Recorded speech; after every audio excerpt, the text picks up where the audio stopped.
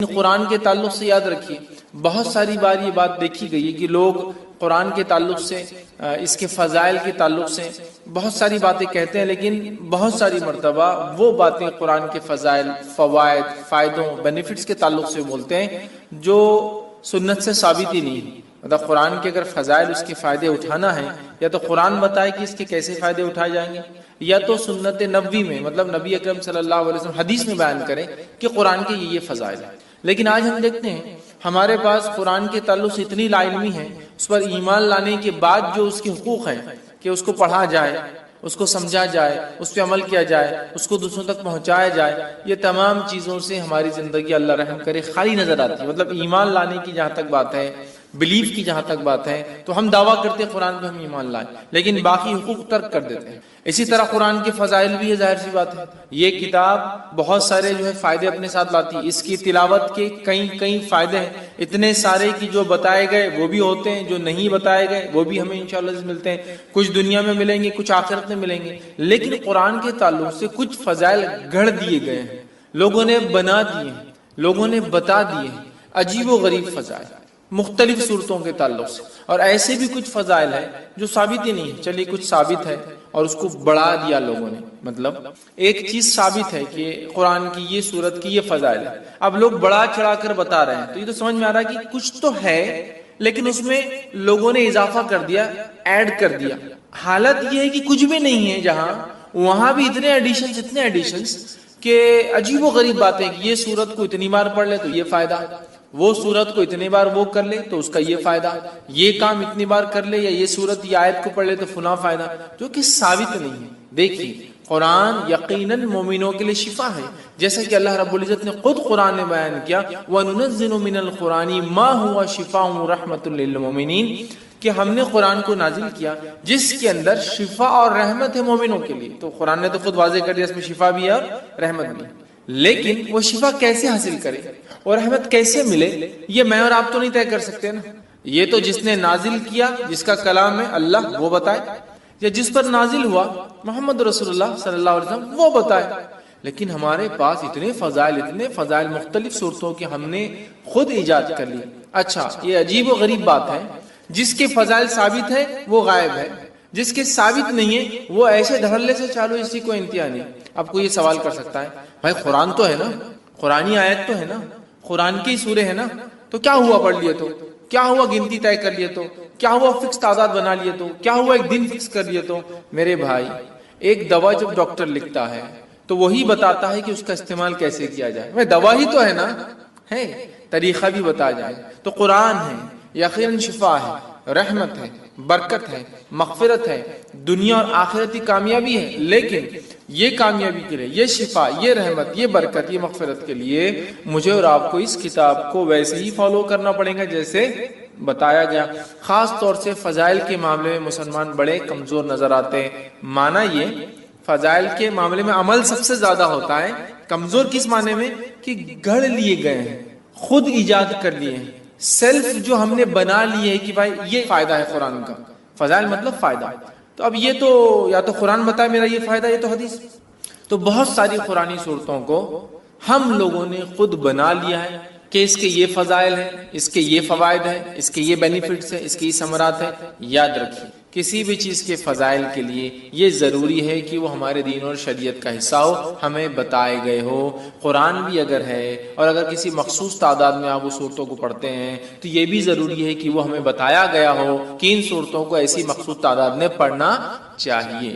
تو آج میں انشاءاللہ عزیز قرآن کی چند صورتوں، بعض صورتوں کو میں نے اس لیے کہا کہ ہر صورت کے فضائل بیان کرنا ممکن بھی نہیں ہے، میں کم و بیش وہ فضائل بیان کروں گا جو حدیث میں واضح آتے ہیں، کلیئر کہا گیا، صورتوں کے نام لے کر کہے گئے، جیسا کہ سارے قرآن کے فضائل ہیں، مطلب قرآن مجید کے پڑھنے کے فضائل، تو وہ تو کچھ بھی بڑھیا فضائل ہیں۔ لیکن جہاں ہم بولتے ہیں مخصوص صورتوں کے تعلق سے، تو آج میں آپ کے سامنے قرآن مجید کے بعض صورتوں کے انشاءاللہ فضائل رکھوں گا، اور انشاءاللہ العزیز اللہ تعالیٰ نے موقع دیا تو میں قرآن مجید کی بعض صورتوں کے نہیں، بعض آیتوں کے اور بعض الفاظ کے فائدے بھی اور فضائل بھی انشاءاللہ کبھی آئندہ وقت رکھوں۔ تو آج صورتوں کے، چیپٹرز کے، سوروں کے فضائل دیکھیں گے، پھر کبھی موقع رہا تو اس کی خاص آیتوں کے اور خاص الفاظ کے جو حدیث میں آتے ہیں وہ فضائل بھی کبھی ہم دیکھیں گے. ٹھیک ہے. تو بعض صورتوں کے، کیونکہ ہر کسی کی فضیلت آتی بھی نہیں. اچھا، کچھ فضائل آتے ہیں لیکن وہ ضعیف ہے، موضوع ہے، مطلب ایسی حدیثیں ہیں جو نبی اکرم صلی اللہ علیہ وسلم سے ثابت نہیں ہیں، یا تو ان میں کوئی کمزوری ہے، ویکنس ہے، یا تو موضوع ہے، من گڑت ہے، لوگوں نے خود بنا کے ڈال دیے کہ اللہ کے رسول صلی اللہ علیہ وسلم نے یہ فرمایا. تو ظاہر سی بات ہے ہم ضعیف اور موضوع روایتوں کے یہاں نہیں لے سکتے ہیں. تو لہٰذا میں وہ باتیں آپ کے سامنے رکھوں گا جو صحیح اور حسن درجے کی روایتوں سے ثابت ہے، تاکہ ہمیں قرآن مجید کی بعض صورتوں کی فضائل اگر پتہ چلے تو ہم ان صورتوں کو پڑھ کر تلاوت کر کے انشاءاللہ ان سے بینیفٹس اٹھا سکتے ہیں. میں بہت سرسری طور سے کچھ صورتیں ایسی جن کی بہت لمبے لمبے فضائل، جیسے کہ سورۃ الفاتحہ بہت لمبے لمبے، سورۃ الملک، اسی طرح سورہ اخلاص، سورہ فلق، سورہ ناس، بہت طویل ان کے بینیفٹس آتے ہیں، فضائل آتے ہیں، لیکن یقیناً اتنا وقت نہیں ہے کہ میں تمام کے لوں. یقیناً صورتوں کی تفسیر میں نے سورہ فاتحہ کی تفسیر رکھی تو اس کے سارے فضائل ماشاءاللہ اس میں رکھے. آج میں مختصر چنندہ اہم فضائل کو، اگر ایک صورت ہے جیسے سورۃ الکہف کئی فضائل آتے ہیں تو ظاہر سے تو پورے نہیں رکھوں گا، ان میں سے کچھ، تاکہ ہم زیادہ سے زیادہ صورتوں کے آج فضائل دیکھنے کی کوشش کریں کہ ان صورتوں کے کیا فضائل آتے ہیں، خود قرآن نے کیا بیان کیے، اور کچھ فضائل جو احادیث میں آتے ہیں انشاءاللہ وہ میں آپ کے سامنے رکھنے کی کوشش کروں گا. آئیے سب سے پہلے ہم دیکھتے ہیں سورۃ الفاتحہ. ترتیب میں جائیں گے انشاءاللہ، لیکن ترتیب میں جب ایک حدیث میں کئی صورتوں کے فضائل اگر آئیں گے تو میں پھر اس کو وہیں رکھ دوں گا، وہ صورت کو ہم بعد میں نہیں دیکھیں گے. ٹھیک، ورنہ کوشش کریں گے کہ ہم سیکوینشلی جائے سورۃ الفاتحہ سے.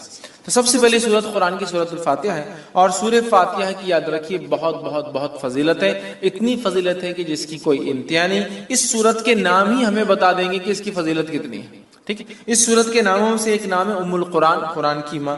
ایک نام ہے سبا مثانی، 7 بار بار پڑھی جانے والی آیت ہے. ایک نام ہے قرآن عظیم، مطلب خود سورہ فاتحہ کو بڑا قرآن کہا گیا ہے. اس کا ایک نام ہے سورہ الحمد. اسی طرح سورۃ الشکر، سورہ الدعاء، سورہ الشافیہ، سورہ الکافیہ، سورہ کنز، شفا والی، کافی ہو جانے والی، خزانہ، ٹھیک ہے، دعا، تعریف، الحمد، کئی نام اس کے آتے ہیں. ان کے نام ہی خود بتاتے ہیں اس سورت کے کتنے سارے فضائل. اور فاتحہ اس لیے کہا جاتا ہے کہ اس سے قرآن شروع ہوتا ہے. فاتحہ افتتاح سے لفظ آتا ہے، اس کا مطلب فتح مطلب کھلنا، اوپننگ. تو چونکہ قرآن اس سے کھلتا ہے اسی لیے اس کو سورہ فاتحہ کہا جاتا ہے، قرآن اس سے شروع ہوتا ہے. آئیے اس کی فضائل میں سے ایک فضیلت جو آتی ہے وہ یہ ہے، جامع ترمذی کی روایت ہے جو حضرت ابی بن کعب رضی اللہ عنہ فرماتے اور کہتے ہیں رسول اللہ صلی اللہ علیہ وسلم فرمایا رکھا، اس ذات کی قسم جس کے ہاتھ میں میری جان ہے، سورۃ الفاتحہ جیسی سورت نہ تو توریت میں نازل کی گئی، نہ تو انجیل میں نازل کی گئی، نہ زبور میں نازل کی گئی. یہ 7 آیتیں ہیں جو بار بار پڑھی جاتی ہے، یہی قرآن عظیم ہے اور جو مجھے دیا گیا ہے. تو یہاں دیکھیے سورۃ الفاتحہ کی فضیلت میں جو آپ بیان کریں، ایک ایسی سورت ہے جو اس سے پہلے نہ توریت میں نازل ہوئی، نہ زبور میں نازل ہوئی، نہ انجیل میں نازل ہوئی. ٹھیک ہے. اور یہی سبا مثانی ہے، مطلب قرآن نے کہا نا وَلَقَدْ آتَيْنَاكَ سَبْعًا مِّنَ الْمَثَانِي وَالْقُرْآنِ الْعَظِيمِ، اے نبی ہم نے آپ کو 7 بار بار پڑھی جانے والی آیتیں، سبعًا مِّنَ الْمَثَانِي وَالْقُرْآنِ الْعَظِيمِ، اور ایک بڑا قرآن دیا.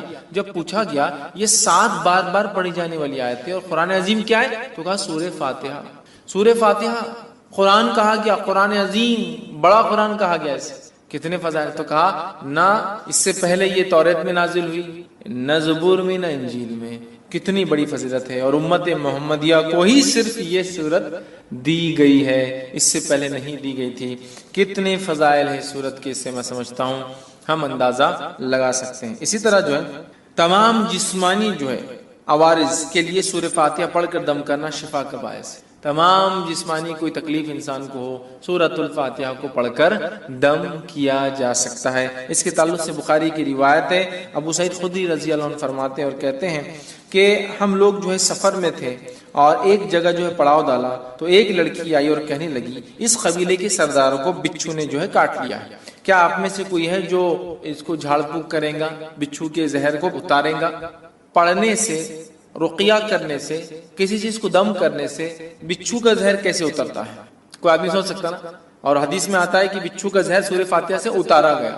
ٹھیک ہے، پہلے میں حدیث رکھتا ہوں پھر اس کی تفصیلات سمجھاتا ہوں. تو کوئی ہے جو اس کا علاج کر دے، کوئی دم پھونک کرنے والا ہے.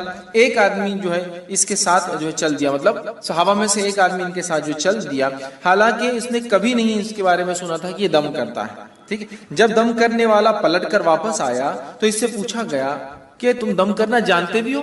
دم سمجھتے ہیں آپ؟ پڑھ کر ایسا پھونکنا کہ تھوڑا تھوک اڑے، دم. تو کیا تم جانتے بھی ہو دم کیا ہوتا ہے؟ تم نے کر کے آیا یا یوں ہی کہہ دیا کہ مجھے دم آتا ہے ویسے چلے گئے اٹھ کر؟ ٹھیک ہے. اس نے کہا نہیں، میں نے تو بس سورہ فاتحہ پڑھی اور پھونک مار دی.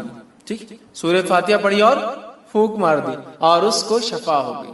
اب آپ کوئی سوچ سکتا آدمی کہ بچھو نے کاٹا، زہر ہے، اور آپ پھونکنے کی بات کر رہے ہیں. ٹھیک، تو آج جدید سائنس اس طرف بڑھ چکی ہے کہ لیکوڈز کے اندر خود کی سمجھنے کی صلاحیتیں ہوتی ہیں. معلوم، پانی کے تعلق سے ایک اسٹڈی آئی ہے کہ پانی پہ جب کچھ کلمات پڑھے جاتے ہیں تو پانی اپنے مالیکولز کو ریسٹرکچر کرتا ہے. معلوم، مطلب اس کو جب کچھ پڑھا جاتا ہے، جیسے ایک آدمی بسم اللہ کہہ کر پڑھے گا تو پانی اپنے آپ کو ریسٹرکچر کرے گا. معلوم، وہ آپ کے انسٹرکشنز کو سمجھ سکتا ہے. اب یہ الگ بات ہے کہ ابھی یہ اب ایک سائنٹیفک، ابھی اس کے لیے فیکٹس ایک لمبا وقت ہے، بٹ ابھی ہم کو پتا چل رہا ہے جو سائنس آج کی بتا سکتی ہے، لکوڈز جو ہوتے ہیں ان میں اپنی انڈرسٹینڈنگ ہوتی ہے اور وہ ریسٹرکچر کر سکتے، ریڈیزائن کر سکتے اپنے آپ کو، سامنے والا کیا پڑھ رہا ہے.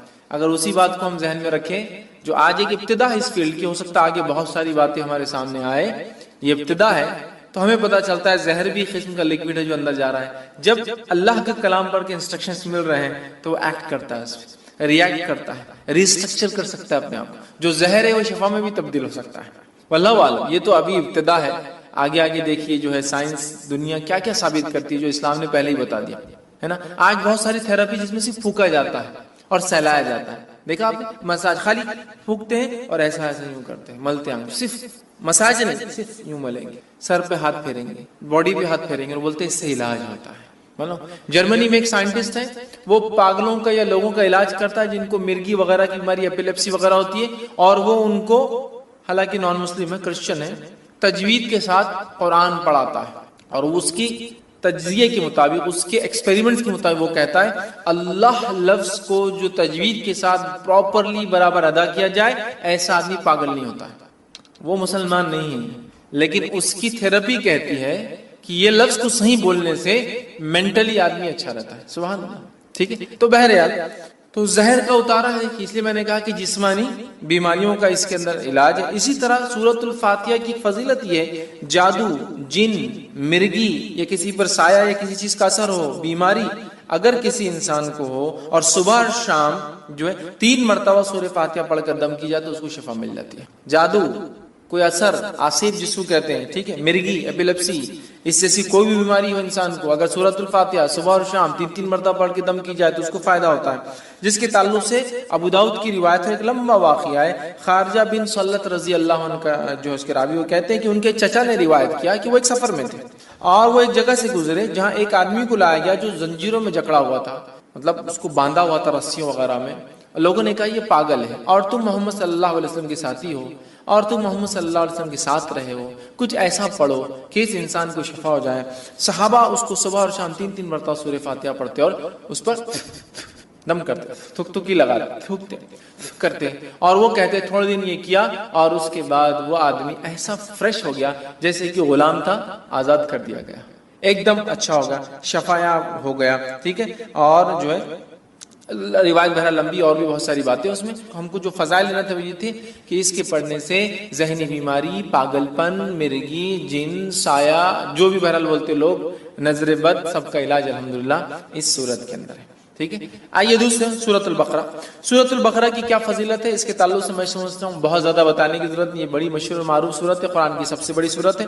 حدیث کے اندر اس کی فضیلت میں جو آتا ہے، جامع ترمذی کی روایت ہے، نبی اکرم صلی اللہ علیہ وسلم فرمایا کہ جس گھر میں سورۃ البقرہ تلاوت ہوتی ہے اس گھر میں شیطان داخل نہیں ہوتا ہے. میں یقیناً حدیث کے کمپلیٹ ورڈنگز نہیں رکھوں گا چونکہ ہمیں کافی صورتوں کی فضیلت دیکھنا ہے، بس سرسری طور سے بیان کرتا جاؤں گا، کوئی دیکھنا چاہے تو تفصیلات دیکھ سکتا ہے. تو جامع ترمذی کی روایت ہے، نبی اکرم صلی اللہ علیہ وسلم نے فرمایا اور کہا کہ جس گھر میں سورۃ البقرہ پڑھی جاتی ہے اس گھر میں شیطان داخل نہیں ہوتا ہے، یاد رکھیے. اسی طرح سورۃ البقرہ کے تعلق سے صحیح مسلم کی روایت میں جو فضائل آتے ہیں وہ کیا سنی. سورۃ البقرہ کی تلاوت اور سماعت جادو کا بہتر علاج ہے. تلاوت اور سننا جادو کا علاج ہے۔ دوسرا، کوئی جادوگر سورۃ البقرہ پہ غالب نہیں آ سکتا۔ تیسرا فائدہ اسے پتہ چلا ہے اس کی تلاوت کرنے سے گھر میں خیر و برکت آتی ہے۔ چوتھی فضیلت معلوم ہوتی ہے اس کی تلاوت ترک کرنے سے گھر کی خیر و برکت سے انسان محروم ہو جاتا ہے، ٹھیک ہے۔ پانچواں فائدہ آتا ہے قیامت کے روز سورہ بقرہ اپنے پڑھنے والوں کے لیے مغفرت کے لیے جھگڑا کرے گا۔ 5 فضائل آتے صحیح مسلم کی روایت میں، ٹھیک ہے۔ اور ابو امامہ باہلی رضی اللہ عنہ اس حدیث کے راوی ہے۔ حدیث کے اندر جو آتا ہے وہ یہ ہے، قرآن پڑھا کرو، وہ قیامت کے روز اپنے پڑھنے والوں کی سفارش کرے گا، خصوصاً 2 روشن صورتیں تلاوت کرو، سورۃ البقرہ، سورہ آل عمران، ٹھیک ہے۔ قیامت کے روز یہ اس طرح قطار میں آئیں گی جیسے بادل آتے ہوں، یا 2 سائبان، مطلب 2 سائبان ہے یا پھر بادلوں کے جیسے ہی سایہ لے کر آئیں گے، ٹھیک ہے، یا جیسے قطار میں اڑنے والے پرندوں کی طرح یہ جو ہے آئیں گے اور اپنے پڑھنے والے کی طرف جھگڑا کریں گے۔ سورہ بقرہ اور سورہ آل عمران کی اللہ ان کی مغفرت کرو، ان کو معاف کر دو، تو جھگڑا کریں گے، تو انہیں پڑھا کرو، ٹھیک ہے۔ ان کا پڑھنا باعث برکت ہے، برکت ہے، اور اس کا چھوڑنا باعث حسرت ہے، خیر و برکت چھین جاتی ہے، اور جادوگر اس کا مقابلہ نہیں کر سکتے۔ 5 فضیلت ایک پورے قرآن کی بھی ہے۔ سورہ بقرہ اور سورہ آل عمران کا خاص نام لیا گیا، 2 نمبر اور 3 نمبر کا سورہ قرآن کا یہ، ٹھیک ہے۔ اسی طرح شیطان گھر میں داخل نہیں ہوتا ہے، جادو کا اثر ختم ہو جاتا ہے۔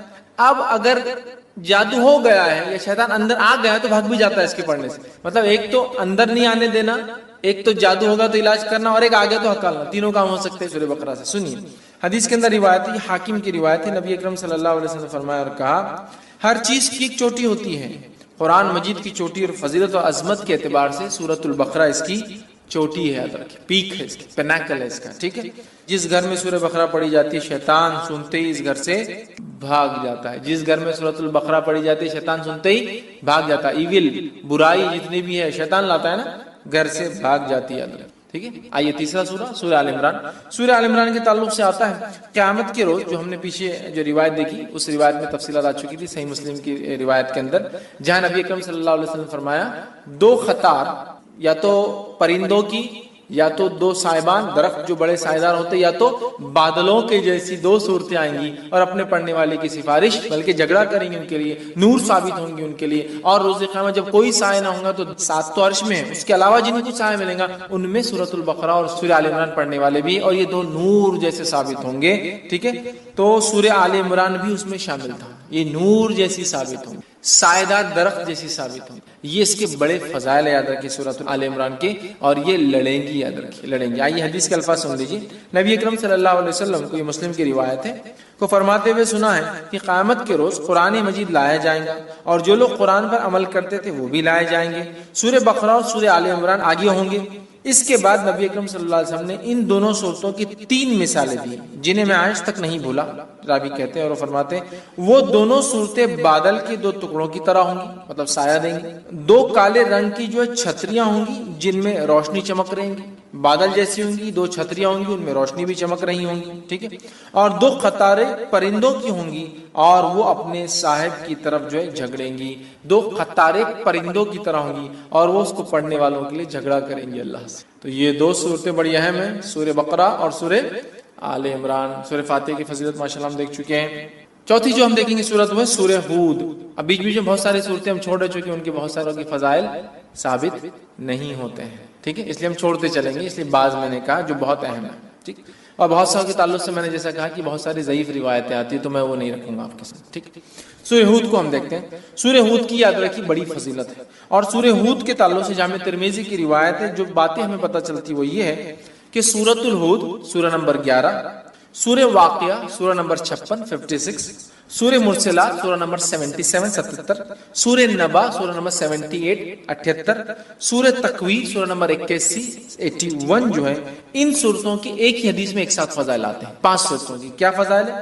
عبداللہ ابن عباس رضی اللہ عنہ اس کے راوی کہتے ہیں ابوبکر صدیق رضی اللہ عنہ نے عرض کیا یا رسول اللہ صلی اللہ علیہ وسلم آپ بوڑھے ہو گئے ہیں، مطلب نبی اکرم صلی اللہ علیہ وسلم کے سر میں کچھ بال سفید نظر آنے لگے تھے، حالانکہ انس بن مالک رضی اللہ عنہ کہتے ہیں آپ کے بہت کم بال سفید تھے اور آپ تیل لگانے سے چھپ جایا کرتے تھے۔ تو اللہ کے رسول صلی اللہ علیہ وسلم سے ابوبکر صدیق نے پوچھا رضی اللہ عنہ کیا بات ہے، بہت سارے بال آپ کے سفید نظر آئے؟ تب اللہ کے رسول صلی اللہ علیہ وسلم فرمایا مجھے سورہ ہود، سورہ واقعہ، سورہ مرسلات، سورہ نبا، سورہ تکویر نے بوڑھا کر دیا ہے.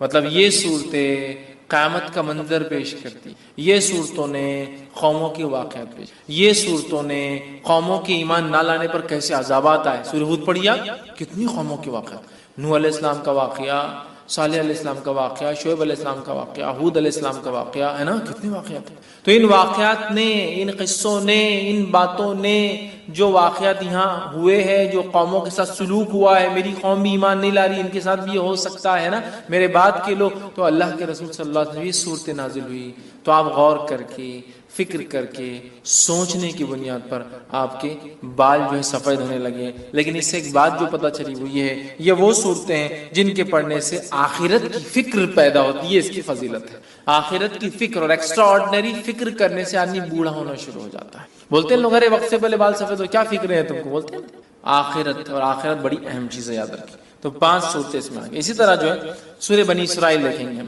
سورہ نمبر 17. سورہ بنی اسرائیل کے تعلق سے یاد رکھیے یہ بڑی اہم صورت ہے، اور نبی اکرم صلی اللہ علیہ وسلم کے تعلق سے جامع ترمذی کی روایت ہے. یوں آتا ہے، عائشہ رضی اللہ عنہا فرماتی اور کہتی ہے نبی اکرم صلی اللہ علیہ وسلم اس وقت تک نہیں سوتے تھے جب تک سورہ بنی اسرائیل اور سورہ الزمر، سورہ زمر، سورہ بنی اسرائیل سورہ نمبر 17، سورہ الزمر سورہ نمبر 39، سورہ الزمر کی تلاوت نہیں کر لیتے تھے. نبی اکرم صلی اللہ علیہ وسلم نہیں سوتے جب تک کہ 2 صورتوں کی تلاوت نہ کرتے، سورہ بنی اسرائیل، ٹھیک ہے، یا سورہ اسراء سورہ نمبر 17، اور دوسرا آپ فرماتی اور کہتی سورہ الزمر، سورہ زمر سورہ نمبر 39 نمبر کا یاد رکھیں. یہ 2 کی جب تک تلاوت نہ کرتے جب تک آپ سوتے نہیں تھے، یاد رکھیں. ٹھیک، تو اس سے پتہ چلا نبی اکرم صلی اللہ علیہ وسلم جس صورت کی تلاوت کر کے سو رہے ہیں یقیناً وہ صورت بڑی اہمیت کی، بڑی اہمیت کی حامل ہے. ٹھیک ہے، تو یہ 2 صورتوں کے تعلق سے آتا ہے کہ آپ سونے سے پہلے اس کو تلاوت کیا کرتے تھے. آئیے آگے بڑھتے ہیں، سورہ نمبر 18 سورہ کہف دیکھتے ہیں. سورہ کہف بڑی مشہور اور معروف صورت ہے. صرف اگر اتنا کہہ دوں کہ نبی اکرم صلی اللہ علیہ وسلم نے تاکید کی کہ جمعہ کو پڑھا کرو ایوری فرائیڈے، تو میں سمجھتا ہوں اتنا ہی ہمارے لیے کافی تھا. بٹ اس کے کئی فضائل آتے ہیں الحمدللہ. سورہ نمبر 18 سورہ کہف کی جو فضیلت آتی ہے وہ یہ ہے، جو شخص اس کی ابتدائی 10 آیتوں کو حفظ کر لیں گا اور تلاوت کریں گا دجال کے فتنے سے محفوظ رہیں گا، دجال کے فتنے سے محفوظ رہیں گا. اور سورۃ الکہف کی ابتدا میں نوجوانوں کا واقعہ آتا ہے جو اپنے وقت کے بادشاہ کے فتنے سے محفوظ رہے، جس نے اپنے آپ کو معبود، رب، گاڈ ڈکلیئر کر دیا. پورا واقعہ نا اصحاب کہف، دا پیپل آف دا کیو، غار والے لوگ ہیں نا، پورا واقعہ اسی سے لفظ سورت کا نام بھی کہف آتا. سورہ نمبر 18 جو اس کی 10 آیتوں کا حفظ کر لیں گا اور اس کی تلاوت کریں گا فتنہ دجال سے بچ جائیں گا. اور آپ کو پتا ہے فتنہ دجال کیا ہے؟ فتنہ دجال وہ فتنہ ہے جس کے تعلق حدیث میں آتا ہے کہ آدم علیہ الصلوۃ والسلام اور نوح علیہ الصلوۃ والسلام نے اپنی قوم کو اس سے ڈرایا، حالانکہ ان کے زمانے میں آنے والا نہیں تھا، آخری نبی کے آئے تک نہیں آنے والا تھا، ہے نا، اور آخری نبی کے دور میں بھی نہیں آنے والا تھا، ان کے امتیوں میں آنے والا تھا. اور وہ بھی ہر امتی پہ نہیں آنے والا تھا، جو زمانے کے آخر وقت میں رہیں گے، جو ایمان کے اعتبار سے بڑے کمزور ہوں گے، تو ان میں جو مضبوط ہوں گے وہ بچ جائیں گے، ہے نا، ٹیسٹ ہوگا ایک طرح سے، امتحان. تو فتنہ دجال کا فتنہ وہ فتنہ ہے کہ آدم علیہ السلام، نوح علیہ السلام نے، اور حدیث میں آتا ہر نبی نے اپنی قوم کو اس سے ڈرایا. اور جب اللہ کے رسول صلی اللہ علیہ وسلم نے علامت قیامت بیان کی نا، حدیث میں آتا، راوی کہتے ہیں فجر کی نماز کے بعد نبی اکرم صلی اللہ علیہ وسلم نے کہا کہ میں تم سے نہ کہتا تھا دجال کے بارے میں، تمیمت داری جو کرسچن تھے، عیسائی تھے، وہ آج میرے پاس پہنچے 1 مہینے کے سفر کے بعد، اور انہوں نے مجھ سے ایک واقعہ بیان کیا، چونکہ وہ ایمان بھی لائے ہیں اس چیز کو دیکھنے کے بعد، اسلام قبول کر لیا ہے، اور انہوں نے دجال سے ملاقات کی ہے. میں نہ کہتا تھا تم سے. اور اس کے بعد نبی اکرم صلی اللہ علیہ وسلم سناتے گئے. راوی کہتے ظہر کا وقت آ گیا، ہم نے ظہر کی نماز پڑھی، پھر علامت قیامت اب بتاتے گئے. عصر کا وقت آ گیا، ہم نے عصر کی نماز پڑھی، پھر علامت قیامت بتاتے گئے. اور صحابہ کہتے ہیں جب پوری علامتیں آپ نے ہم کو دن بھر میں بتا دی تو ہم اتنے خوف زدہ ہو گئے کہ کسی جھاڑی کے پاس سے جاتے ڈر لگنا شروع، کسی جھاڑ کے پاس سے ڈر لگتا تھا کہ دجال نکل کے آنا جائے. اللہ اتنا ڈرا، دجال اتنی خطرناک. اور اس سے سیفٹی کے لیے صرف 10 آیتیں یاد کرنا ہے، 10 جملے، 10 سینٹنسز یاد کر لو، محفوظ. اب آپ بولیں گے 10 جملوں سے کیسا محفوظ ہو سکتا ہے انسان؟ ہو سکتا 10 جملے کے معنی اور مفاہیم. ابھی تو میں کہہ رہا ہوں قیامت تک قرآن اپنے عجیب و غریب معجزے دکھاتا رہے گا. قرآن دیکھیے ہر نبی کو اللہ نے قوم کے پاس بھیجا, قوم ایمان بغیر معجزے کے نہیں لائی, میراکل کے. تو اللہ تعالیٰ نے اب چونکہ نبی نہیں بھیجیں گا تو ایک ایسا معجزہ میراکل قرآن بھیج دیا جو ہر دور میں اپنے آپ کو معجزہ ثابت کر کے رہے گا, ہر ایج میں ثابت کرے گا. نبی اکرم صلی اللہ علیہ وسلم کے زمانے میں عربی اور لغت کا ایج تھا, شاعری کا ایج تھا, قرآن نے ثابت کیا. اس کے بعد کے زمانوں میں فلسفوں کو لوگوں نے آگے کیا, قرآن نے ثابت کیا. آج سائنس اور ٹیکنالوجی قرآن ثابت کرتا ہے, کل کوئی اور دور ہوگا قرآن وہاں بھی اپنے آپ کو. تو اس کی 10 آیتیں سورۃ الکہف کی, صحیح مسلم کی روایت ہے. ابو درداء رضی اللہ عنہ فرماتے اور کہتے ہیں رسول اکرم صلی اللہ علیہ وسلم فرمایا جس نے سورہ کہف کی پہلی 10 آیتیں یاد کر لی وہ فتنہ دجال سے محفوظ کر لیا گیا. یاد کرو, سمجھو اس کو, اس کے معنی مفہوم پہ غور کرو, فتنہ دجال سے انشاءاللہ ہم بچ جائیں گے. ٹھیک ہے. اسی طرح جو ہے سورہ کہف کی آخری 10 آیت تلاوت کرنے والا فتنہ دجال سے محفوظ رہے گا. پہلی 10 آیتیں یاد کرنے والا, آخری 10 آیتیں تلاوت کرنے والا محفوظ رہے گا. یاد بھی کر لے, یاد کرنا ہے تو مسئلہ نہیں. اور کچھ علماء لکھتے ہیں ہو سکتا ہے دونوں سے فائدہ, واللہ عالم. چونکہ طبرانی کی روایت میں الفاظ اس طرح سے, ابو سعید خدری رضی اللہ عنہ کہتے ہیں رسول اللہ صلی اللہ علیہ وسلم فرمایا جس نے سورۃ الکہف کو اس طرح پڑھی جس طرح نازل ہوئی تو وہ اس کے لیے قیامت کے روز نور ہوں گی. مکہ سے لے کر جس جگہ وہ رہتا وہاں تک کے لیے نور, انڈیا سے وہاں پڑھے تو وہاں تک اتنا بڑا نور رہے گا, جس جگہ سے مکہ تک اتنا بڑا نور اس کے لیے ثابت ہوگا. اور جس نے سورہ کہف کی آخری 10 آیتیں پڑھی فتنہ دجال سے اس سے کوئی نقصان نہیں پہنچے گا. تو 10 آیتیں یاد کر لی تو بھی بچ گیا, آخری 10 آیتیں پڑھ لی تو بھی بچ گیا. ٹھیک ہے. اور میں بھی ہو سکتا دونوں بھی اس کا معنی ہو کہ پہلی بھی پڑھ لے 10 بعد کی بھی پڑھ لے, انشاءاللہ انسان محفوظ. اسی طرح جمعہ کی روز سورہ کہف کی تلاوت کرنے والے کے لیے 2 جمعوں کے درمیان ایک روشن نور ہوتا ہے. 2 جمعے کے درمیان روشن نور ہوتا ہے, یہ حاکم اور بیہقی کی روایت ہے. اسی طرح جو ہے سورہ کہف کے بعد سورہ فتح, سورہ فتح یہ قرآن کی 48 نمبر کی سورت 48. ٹھیک ہے. سورہ فتح کے تعلق سے جو ہے آپ صلی اللہ علیہ وسلم فرمایا اور کہا کہ دنیا وما فیہا کی ہر نعمت سے زیادہ یہ سورت مجھے محبوب ہے. دنیا اور اس میں جو کچھ ہے اس سے زیادہ مجھے یہ سورت محبوب ہے, پسندیدہ ہے, میں اس کو چاہتا ہوں. کیوں؟ بخاری کی روایت ہے, ہم جانتے ہیں سورہ فتح نازل ہوئی تھی اس کی ابتدا جب حدیبیہ 6 ہجری کا واقعہ ہے. عمرے کے لیے صحابہ اور اللہ کے رسول صلی اللہ علیہ وسلم گئے, مشرکین نے آنے نہیں دیا. ایک ٹریٹی سائن ہوئی, ایک پیکٹ سائن ہوا, صلح سائن ہوئی, دستخط ہوئی جس کو صلح حدیبیہ کہتے ہیں. اور صحابہ پریشان تھے, دل میں تھوڑے سے ملال کر رہے تھے کہ ہم جنگ لڑتے ان سے, ہم کو آنے نہیں دیتے. اللہ کے رسول صلی اللہ علیہ وسلم لیکن امن کو پسند کیا جنگ کے مقابلے میں. تو اللہ رب العزت نے جب یہ ہو گیا تو اللہ نے فرمایا انا فتحنا لک فتحا مبینا, اے نبی ہم نے آپ کو کامیابی دی, ایک کھلی کامیابی. صحابہ وہ خوش ہو گئے کہ ہم کو تو دنیا بھی لگ رہا تھا, ہم تو معاہدہ کر کے پیچھے رہ گئے, قرآن کہہ رہا ہے فتح مبین ہے. تو آپ سے فرما رہے اس سے زیادہ مجھے کوئی صورت پسند نہیں. اس کے تعلق سے ایک طویل لمبا واقعہ ہے. عمر ابن خطاب رضی اللہ عنہ نے اللہ کے رسول صلی اللہ علیہ وسلم ایک مسئلہ پوچھا, بخاری کی روایت. یہ مسئلہ کب پوچھا؟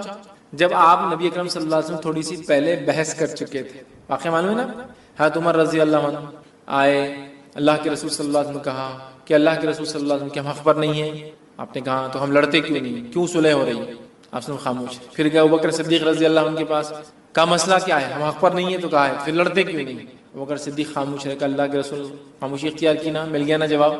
اب شاید اس کے بعد یہ سوال کرے, روایت میں تفصیلات نہیں آتی, میں سمجھ رہا ہوں اس کی ترتیب سے. حضرت عمر نے مسئلے کا سوال پوچھا, آپ نے جواب نہیں دیا. پھر پوچھا, آپ نے جواب نہیں دیا. پھر پوچھا, 3 بار پوچھا, آپ خاموش. اب حضرت عمر رضی اللہ عنہ آگے نکل گئے قافلے میں, اور دل میں سوچ رہے کیوں میں نے 3 بار سوال کر. اگر اللہ کے رسول صلی اللہ علیہ وسلم ناراض ہو گئے ہوں گے تو اللہ کو قرآن کی آیت ہی اتار دے گا. اب میرے کچھ نہ کچھ مصیبت آتی, مطلب کہیں میرا تذکرہ نہ آ جائے, قرآن اتر جائیں گا اور میرا کنڈیمنیشن یا میرے بارے میں کچھ نہ کچھ آ جائے گا, اور یہ ٹھیک نہیں ہوگا. بہت پریشان ہو گئے, بہت دل میں پریشان ہونے لگے, اور آگے چلے گئے کہ 3 بار پوچھنا, 1 بار پوچھا ٹھیک تھا نا, کیوں میں نے سیکنڈ اور تھرڈ ٹائم پوچھ لیا, ان نیسیسری تھا, نہیں بولنا چاہیے تھا, نہیں پوچھنا چاہیے تھا. آپ سب پتہ نہیں کیا کیفیت میں تھے, کیا حالت تھی, اب میرے پہ خواہ ہوتا جاتا ہے. اب اتنی دیر میں اللہ کے رسول صلی اللہ علیہ وسلم نے کہا عمر کا ہے. ابھی تو آگے چلے گئے, ایک صحابی کا دیکھو جا کے عمر, وہ آگے گئے اور چلائے عمر تمہیں اللہ کے رسول صلی اللہ علیہ وسلم بلا رہا. حضرت عمر گھبرا گئے, کہا اب کچھ تو بھی ہو گیا, کوئی آیت اتر گئی میرے خلاف, چونکہ میں نے انیسری ڈسٹرب کر. نبی نے ایک بار جواب نہیں دیا, خاموش رہ جانا تھا, پھر دوسری بار پھر خاموش رہ جانا تھا, 3 بار کر. وہ گئے, تب نبی اکرم صلی اللہ علیہ وسلم نے پوچھا, جبکہ وہ ڈرتے ہوئے جا رہے تھے کہ میرے بارے میں کچھ نہ اتر گیا ہو. آپ نے فرمایا میرے لیے کوئی قرآن تو نہیں نازل ہو گیا؟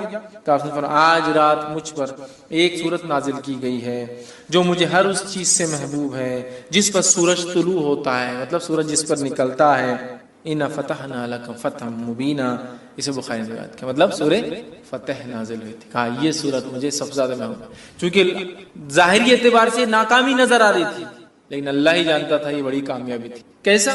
صلح حدیبیہ کے بعد اسلام جو ہے پورے عالم میں پھیلنا شروع ہو گیا، اور آنے والے 3 سے 4 سالوں میں کئی ممالک مسلمان ہو گئے، اسلام قبول کر لیا، کیونکہ اب امن سائن ہو گیا، اب خطوط جانے لگے اور مبلغین جانے لگے، اور بہت سارے لوگ سمجھ گئے کہ قریش نے معاہدہ کرا مطلب جھک گئے ہے نا. قریش کہتے ہیں سب سے بڑی مچھلی کو سمندر کی، جس کو کسی دوسرے پانی کے جانور سے خطرہ نہیں ہوتا، اور یہ جب چاہے کسی کو بھی نگل سکتی ہے، سو کہتے قریش. جب سب سے بڑی مچھلی نے معاہدہ کر لیا تو واقعی کا کیا سمندر میں، سمجھتے نا. قریش کا معاہدہ آٹومیٹک سگنل تھا کہ اب محمد صلی اللہ علیہ وسلم ان کے ساتھی کوئی معمولی لوگ نہیں رہے. ایک زمانے میں جن کو مسئلہ اور کچلا اور قتل کیا گیا، اب یہ وہ لوگ ہیں جن کی عزت اور اکرام کرنا ہماری مجبوری ہے. حدیبیہ سائن یونیٹری بہرحال، تو آپ نے کہا مجھے پسند ہے. اسی طرح سورہ ملک، سورہ نمبر 67 سورہ ملک کی بھی یاد رکھیے، بڑی جو ہے فضیلت جو ہے آتی ہے، اور اس کے فضائل میں یاد رکھی آتا ہے جو نبی اکرم صلی اللہ علیہ وسلم کے تعلق سے آتا ہے کہ آپ نے فرمایا، جامع ترمذی کی روایت، حدیث کے الفاظ جابر رضی اللہ عنہ فرماتے اور کہتے ہیں کہ اللہ کے رسول صلی اللہ علیہ وسلم اس وقت تک نہ سوتے جب تک سورہ علم تنزیل مطلب سورہ سجدہ کو علم تنزیل بھی بولتے ہیں، اس کی ابتدا جو ہے، ٹھیک، علم تنزیل سورہ سجدہ سورہ نمبر 32، اور تبارک الذی بیدہ الملک سورہ نمبر 66، سورہ ملک سورہ تبارک الذی نہ پڑھتے جب تک نہ سوتے. سورہ سجدہ سورہ نمبر 32 اور سورہ ملک سورہ نمبر 67. اب کوئی آدمی سوچ سکتا سورہ بنی اسرائیل اور سورہ زمر ایک جگہ آ رہا ہے، بہت بڑی بڑی صورتیں ہیں، 17 اور 39 کہیں آ رہا ہے سورہ ملک اور سورہ سجدہ 32 اور 67. تو ہو سکتا ہے نبی اکرم صلی اللہ علیہ وسلم کچھ صورتیں معمول پڑھتے ہوں گے اور کچھ صورتیں کبھی پڑھتے اور کبھی نہیں پڑھتے ہوں گے. جس نے جب جو دیکھا اس نے وہ عمل کو روایت کر دیا. سمجھ رہے بات کو؟ کچھ صورتیں آپ معمول پڑھتے ہوں گے، کنٹینیوسلی پڑھتے ہوں گے، اور کچھ صورتیں آپ کبھی پڑھتے ہوں گے اور کبھی نہیں. مطلب ایک سیٹ آف صورتیں آج، ایک سیٹ آف صورتیں کل. آپ اور ہم بھی کر سکتے ہیں، کبھی سورہ بنی اسرائیل اور سورہ زمر پڑھ کے سو گئے، کبھی سورہ ملک اور سورہ سجدہ پڑھ کے سو گئے، ہے نا. اور آپ سے کچھ صورتیں مسلسل مکمل اور ہمیشہ، سورہ اخلاص، سورہ فلق، سورہ ناس، چھوٹی چھوٹی ہمیشہ. تو یہ آپ کا معمول الگ الگ وقتوں میں رہا ہوں گا، اور دیکھنے والے نے جب دیکھا اس نے وہ بات آپ کی روایت کر دی، یا واللہ عالم آپ سب ایک ساتھ کرتے ہیں، واللہ عالم اللہ ہی بہتر جانتا. ٹھیک ہے. تو بہرحال اس میں آتا ہے کہ آپ 2 صورتیں، مطلب الف لام میم تنزیل، ٹھیک ہے، مطلب یہ سورہ سجدہ اور اس کے بعد تبارک الذی بیدہ الملک سورہ نمبر 67 پڑھتے ہیں. سورہ ملک کو آپ صلی اللہ علیہ وسلم فرماتے اور کہتے ہیں، حاکم کی روایت ہے، عبداللہ ابن مسعود رضی اللہ عنہ کے راوی کہتے ہیں سورہ ملک تبارک الذی بیدہ الملک عذاب قبر سے رکاوٹ ہے. آپ سے روز پڑھتے اور یہ عذاب قبر سے رکاوٹ ہے، آڑ ہے، ڈیفنس ہے میرا اور آپ کا، یاد رکھیے. اسی طرح جو ہے سورہ ملک قیامت کے روز اپنے پڑھنے والوں کے لیے سفارش کریں گی، یہ ابن ماجہ کی روایت ہے. سورہ ملک سفارش کریں گی، یاد رکھیے، حتیٰ کہ وہ جھگڑا کریں گی اور اس پڑھنے والے کو بخشا کر لے جائیں گے. خبر میں بھی بینیفٹ، آخرت میں بینیفٹ. سورہ ملک تبارک الذی بیدہ الملک، ٹھیک، وہو علی کل شیء، یہ آپ پڑھیں گے، اس کی فائدے. اسی طرح سورہ ملک پڑھنے والے کی مغفرت کے لیے قیامت کے روز اللہ تعالیٰ سے یہ سورہ جھگڑا کریں گی اور جنت میں لے جائیں گی، عذاب قبر سے محفوظ رکھیں گی، آخرت میں اللہ تعالیٰ سے جو مجادلہ کریں گی، جھگڑا کریں گی، اور جنت میں بھی لے جائیں گی اپنے پڑھنے والے کو. ٹھیک، یہ جو ہے طبرانی کی روایت میں کہ جنت میں لے جائیں گی. ٹھیک ہے، بہت ہی جو ہے اہم صورت ہے. اس کے تعلق سے ایک بات جو آتی ہے، ابن کثیر رحمہ اللہ نے اپنی تفسیر میں سورہ ملک کی اس کو روایت کیا. وہ روایت اس طرح سے، سورہ ملک خود پڑھنی چاہیے اپنے بیوی بچوں کو، حتیٰ کہ اپنے پڑوسیوں کو بھی اس کی پڑھنے کی تلقین کرنا چاہیے. اور صحابہ ایسا کرتے تھے، خود پڑھتے تھے، اپنے بیوی بچوں کو بولتے تھے، اور پڑوس سے بولتے تھے سورہ ملک پڑھا کرو بھائی، سورہ ملک پڑھا کرو. سمجھ رہے آپ؟ ہمیں بھی کرنا چاہیے. اسی طرح آگے بڑھتے ہیں، سورہ نمبر 76 سورہ جو ہے دہر یا سورہ انسان 76 سورہ دہر، اس کی انشاءاللہ دیکھتے فضائل.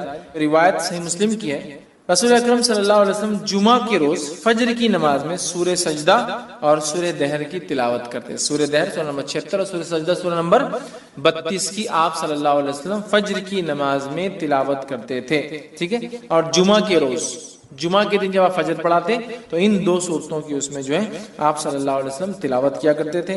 اسی طرح سے مسلم کی ہی روایت میں الفاظ اس طرح سے آتے ہیں. عبداللہ ابن عباس رضی اللہ عنہ اس کے راوی فرماتے ہیں رسول اللہ صلی اللہ علیہ وسلم جمعہ کے روز نماز فجر کی پہلی رکعت میں سورہ سجدہ دوسری رکعت میں سورہ دہر کی تلاوت فرماتے اور اسی طرح جمعہ کی نماز میں سورہ جمعہ اور سورہ منافقون کی تلاوت کرتے. جمعہ کی فجر میں یہ دو اور جمعہ کی نماز میں مطلب جمعہ کی جو نماز ہوتی ہے اس میں خاص نماز میں آپ سورہ جمعہ سورہ نمبر 62 62 اور سورہ منافقون سورہ نمبر 63 63 آپ پڑھا کرتے ہیں. تو ظاہر سی بات ہے اللہ کے رسول صلی اللہ علیہ وسلم کا یہ سلیکشن بہت امپورٹنٹ ہے, کچھ نہ کچھ مقصد ہے اس کے پیچھے, ٹھیک.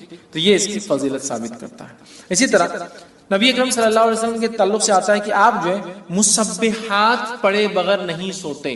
مسبحات کس کو کہتے ہیں؟ مسبحات یہ 7 قرآن کی صورتیں ہیں جن کی ابتدا اللہ کی حمد و ثنا یا تسبیح سے شروع ہوتی ہے. جیسے فار ایگزامپل مثال کے طور پہ سورہ نمبر 17 سورہ بنی اسرائیل, سبحان الذی اسری بعبدہ, سبحان. مسبحات وہ صورتیں جن کی فرسٹ آیت میں اللہ کی حمد و ثنا اور تسبیح ہے, سمجھ رہے آپ؟ مسبحات اس کو کہتے ہیں, ٹھیک ہے. سبح اسم ربک الاعلی ہے نا, سورہ اعلیٰ کی پہلی آیت مسبحات کہتے ہیں. تو ایسی 7 صورتیں ہیں جو اللہ کی حمد و ثنا سے ان کی پہلی آیت شروع ہوتی ہے, اس کو کہتے ہیں مسبحات. تو ایک روایت میں آتا جامع ترمذی کی, نبی اکرم صلی اللہ علیہ وسلم جس کے راوی جو ہے ارباز بن ساریہ رضی اللہ عنہ کہتے ہیں نبی اکرم صلی اللہ علیہ وسلم سونے سے پہلے مسبحات کی تلاوت فرمایا کرتے تھے اور ارشاد فرماتے تھے ان میں ایک آیت ایسی ہے جو 1000 آیت سے بہتر. ایک آیت کون سی ہے؟ مخفی, چھپا ہوا ہے, ہڈن. یہ قرآن کے چھپے ہوئے خزانوں میں سے خزانہ ہے. جیسا حروف مقطعات ہے نا, چھپے ہوئے خزانے قرآن کی, چھپی ہوئی چیز ہے, ویسا ہے. ایک ہے کوئی جو 1000 کے برابر ہے. مسبحات میں کون کون سے آتا ہے؟ وہ صورتیں جن کی ابتدا اللہ کی حمد و ثنا سے شروع ہوتی ہے, ایسی 7 ہیں. اور اللہ کی حمد و ثنا پہ ختم ہونے والی صورتیں بھی 7 ہیں, مطلب اسٹارٹنگ والی 7 ہیں اور اینڈنگ والی بھی 7 ہے. اسی طرح اللہ کی حمد و ثنا کرنے والی سوروں کی شروعات 7 ہے. اللہ کی حمد و ثنا کی نفی جو لوگ کرتے ہیں مطلب اس کے خلاف اس کے رد میں بھی جو صورتیں چالو 7 ہے. ویسے جو 7 سٹارٹ ہوتی ہے جو اللہ کی حمد و ثنا کے خلاف جو کام ہوتا ہے اس کے رد کرتے ہوتی ہے کہ اللہ ایسا نہیں, اللہ ویسا نہیں, انہوں نے ایسا کر دیا, ٹھیک. بہرحال تو مسبحات کون کون سی صورتیں؟ سورہ نمبر 17 سورہ بنی اسرائیل, سورہ نمبر 57 سورہ حدید 57, اب اس کی فضیلت بھی یہاں آگے دیکھیں. سورہ حدید 57, سورہ حشر سورہ نمبر 59, ٹھیک ہے 59.